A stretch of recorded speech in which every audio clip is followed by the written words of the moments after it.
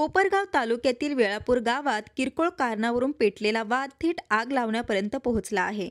वाढदिवसाची पार्टी न दिल्याचा राग मनात धरून एका व्यक्तीने घरासमोर उभी असलेली मोटरसायकल पेटवून दिल्याची घटना 5 नोव्हेंबरच्या मध्यरात्री घडली।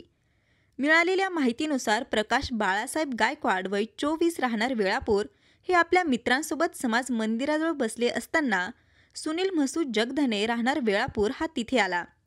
तू वाढदिवसाची पार्टी का दिली नाहीस असा सवाल करत त्याने शिवीगाळ केली आणि गायकवाड यांच्या चेहऱ्यावर चापटी मारली। तसेच हातातील दगडाने त्यांच्या डाव्या हातावर प्रहार केला। यानंतर प्रकाश गायकवाड घरी गेले, परंतु रात्री 12:30 वाजण्याच्या सुमारास सुनील जगधने पुन्हा त्यांच्या घरासमोर आला।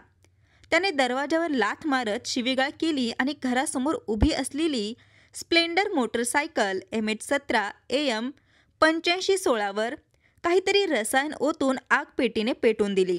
क्षणात मोटरसायकल जळून खाक झाली असून मोठे आर्थिक नुकसान झाले आहे।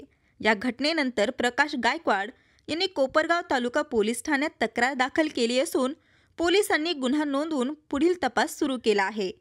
गावात या प्रकारानंतर एकच खळबळ उडाली असून नागरिकांमध्ये संतापाचे वातावरण आहे। संवाद महाराष्ट्रासाठी रवी वाघडकर, कोपरगाव।